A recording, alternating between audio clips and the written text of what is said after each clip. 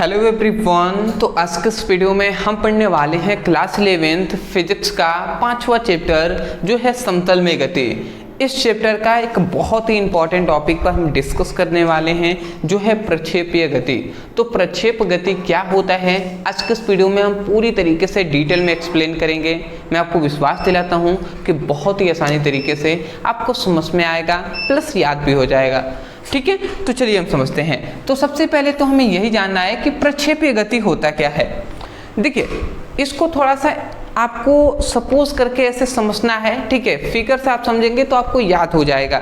जैसे यहाँ पे हमने लिखा है कि परिभाषा आप देख लीजिए, हमने लिखा है जब किसी पिंड को ऊर्ध्वाधर के अतिरिक्त किसी भी दिशा में फेंका जाता है तो उसके पिंड की जो गति होती है वो प्रवलयाकार होती है। उस गति को प्रक्षेपीय गति या प्रक्षेपीय गति कहते हैं।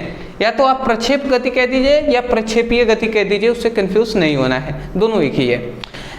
नहीं समझ में आया परिभाषा, कोई दिक्कत नहीं है, हम समझेंगे जी। देखिए, मैं थोड़ा सा समझाने का यहाँ पे प्रयास कर रहा हूँ आपको।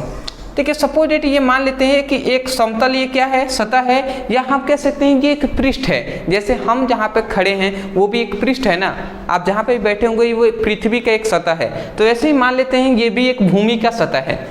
अब हम मान लेते हैं कि यहाँ पे आप खड़े हैं।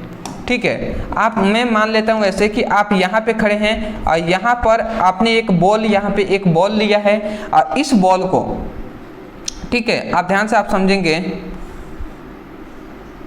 ये आपने एक बॉल लिया है।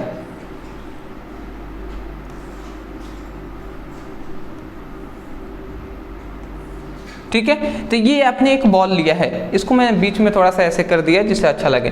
तो ये एक बॉल लिया है, आप मान लेते हैं इस बॉल को आप इस दिशा में फेंकते हैं। ठीक है, मैं ऐसे मान लेता हूँ कि आप इस बॉल को किस दिशा में, आप इस बॉल को इस दिशा में, आप इस बॉल को इस दिशा में फेंक रहे हैं। ठीक है, जब कोई भी बॉल है, मान लेते हैं आप धरती पे हैं, इस तरीके से बॉल को लिया, बॉल को ऊपर फेंक रहे हैं, तो इस प्रकार ये कुछ एंगल मान लेते हैं बनाकर ये बॉल को फेंका। तो जब हम फेंका जाता है बॉल को तो आपको पता होगा कि बॉल किस प्रकार जाता है। बॉल तो पहले जो बॉल है वो इस तरीके से जाएगा, इस तरीके से जाएगा, बट फिर से ये थोड़ा सा बीच में कर्व होकर ये ऐसे आकर यहाँ पर रुक जाएगा। ठीक है जी, ये बॉल कहाँ पर, फिर से यहाँ पे आके इस तरीके से गिरेगा। ठीक है, बिल्कुल मैं सही कह रहा हूँ, इस प्रकार आकर ही ना बॉल गिरता है। ठीक है, तो यही बात मैं यहाँ पे कह रहा हूँ। ठीक है, तो इस प्रकार, तो ऐसा क्यों होता है उस पर हम डिटेल में डिस्कस करेंगे। फिलहाल मैं ये कह रहा हूँ कि मान लेते हैं आप जमीन पर खड़े हैं, एक धरती पृष्ठ पर खड़े हैं, वहाँ से आपने बॉल को फेंका, तो आपने तो बॉल इस दिशा में फेंका था, बट वो सीधे जाकर फिर से धीरे धीरे वो नीचे, ऊपर से फिर से नीचे की ओर जाकर गिरता है। तो ये जो पथ आपको दिखाई दे रहा है, इस पथ का हम नाम देते हैं, इस पथ को हम कहते हैं प्रवलयाकार।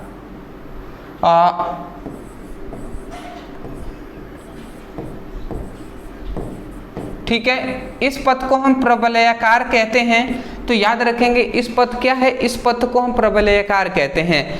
तो जब कोई भी पिंड है वो क्या होता है, उसको हम जब फेंकते हैं तो उसकी जो पथ है वो एक प्रवलयाकार हो जाता है। तो उस गति को हम क्या कहते हैं, प्रक्षेपी गति कहते हैं। बट याद रखना है कि मैं थोड़ा सा एग्जाम्पल से समझाना चाहता हूँ। ठीक है, एक दो एग्जाम्पल से समझा दूँ, उसके बाद परिभाषा आपको याद करा दूंगा। तो ऐसा क्यों होता है, पहले आपको थोड़ा सा मैं परिभाषा से हटकर मैं चाहता हूँ कि आप थोड़ा सा समझे प्रक्षेपीय गति क्या है। तो देखिए, ऐसा मान लेते हैं हमने बॉल को फेंका, तो बॉल क्यों धीरे धीरे नीचे की ओर गिरने लगा, क्यों नहीं ये सीधा जा रहा है तो सीधा चला गया। ऐसा हो सकता है, तो ऐसा इसलिए होता है ना, ऐसा इसलिए होता है कि यहाँ पर एक क्या होता है, एक पृथ्वी द्वारा यहाँ पे गुरुत्वाकर्षण बल यहाँ पे कार्य करने लगता है, और गुरुत्वाकर्षण बल है वो इसको क्या करता है, इस बॉल को, जो ये बॉल जा रहा है उसको अपनी ओर खींचता है। ठीक है, मतलब यहाँ पर जो गुरुत्वीय त्वरण है, गुरुत्वाकर्षण बल है, वो इसको अपनी ओर बॉल को खींचता है।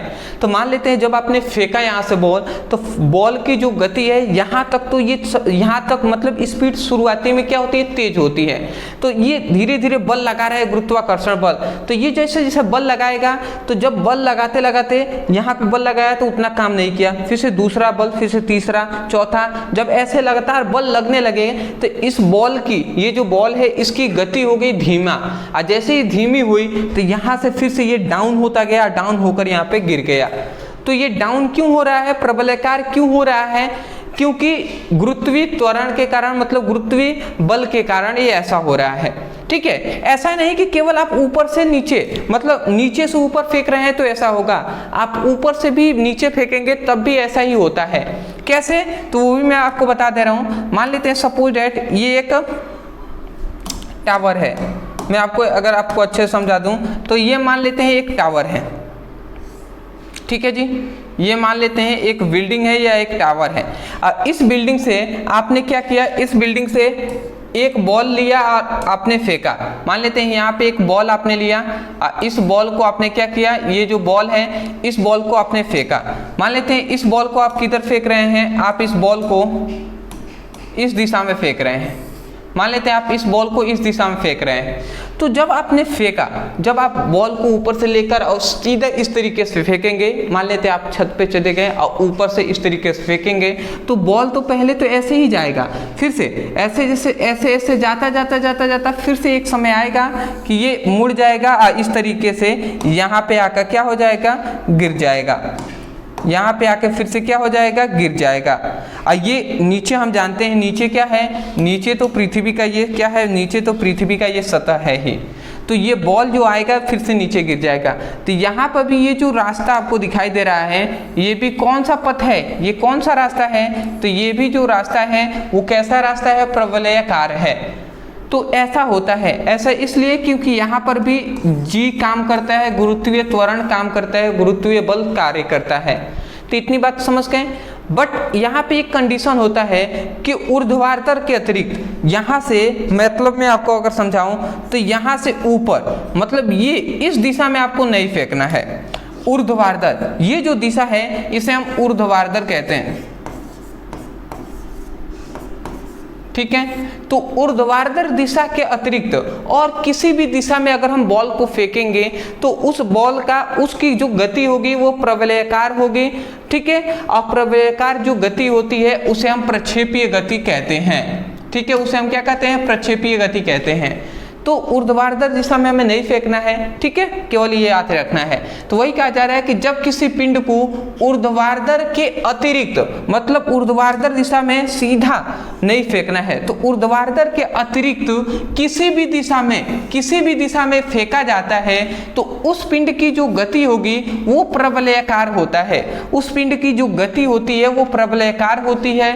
तथा तो यहाँ पे तू ही रखेंगे तो अच्छा रहेगा, तो उसे हम क्या कहते हैं, तो उस गति को हम प्रक्षेपीय गति कहते हैं।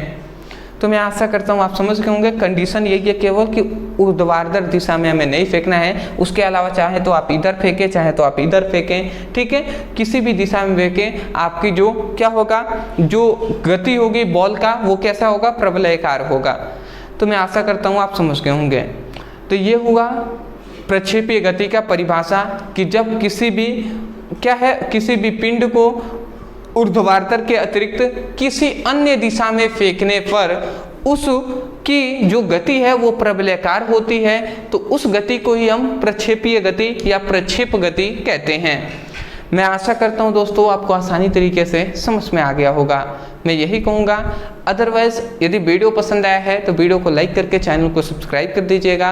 और सबसे इम्पॉर्टेंट खास बात यह है, यदि आप क्लास 11 फिजिक्स का, केमिस्ट्री का चैप्टर वाइज पढ़ाई करना चाहते हैं, डिस्क्रिप्शन बॉक्स में लिंक है, आप चाहें तो उस पर क्लिक करके पढ़ाई कर सकते हैं। और कोई टॉपिक है जो आपको नहीं समझ में आता, आप उस टॉपिक है, जैसे मान लेते हैं प्रक्षेपीय गति नहीं समझ में आ रहा है, तो आप यूट्यूब पर लिखिए प्रक्षेपीय गति और लिख दीजिए ब्रदर सर, केवल इतना लिखकर और उसके बाद आप सर्च कर दीजिएगा, वीडियो आपको यूट्यूब पर मिल जाएंगे, तो वहाँ से आप पढ़ाई कर सकते हैं।